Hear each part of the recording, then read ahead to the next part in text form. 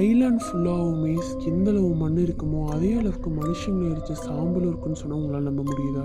போவேக்லியா island, இது actually இட்டாலியில் இருக்குது. இந்த ஐஸ்லாண்டில் அந்த காலங்களில் மெடிசன் ஃபெசிலிட்டி இல்லாததுனால யாராலையாவது தீர்க்கவே முடியாத நோயில் இருக்காங்கன்னா கொண்டு போய் இந்த ஐஸ்லாண்டில் விட்டுருவாங்களாம்.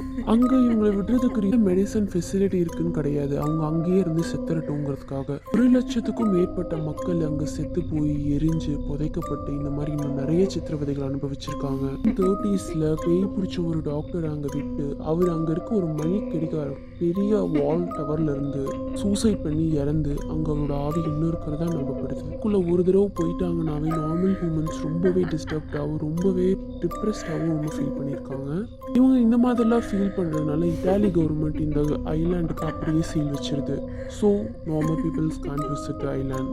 இந்த ஐலாண்டுக்குள்ளே போனாவே நிறைய மர்மமான சத்தங்கள், நிழல் உருவங்கள், இந்த மாதிரி இன்னும் நிறைய கண்ணுக்கு தெரியுமா. இது மட்டும் இல்லாமல் அங்கே இருக்க கைவிடப்பட்ட வீடு, அங்கே இருக்க கைவிடப்பட்ட பொருட்கள்னால அங்கே உள்ளே போகிறவங்களுக்கு சேதம் ஏற்படுறதுக்கு நிறைய வாய்ப்பு இருக்குங்கிறதுனாலையும் இதை சீல் வச்சுருக்காங்க.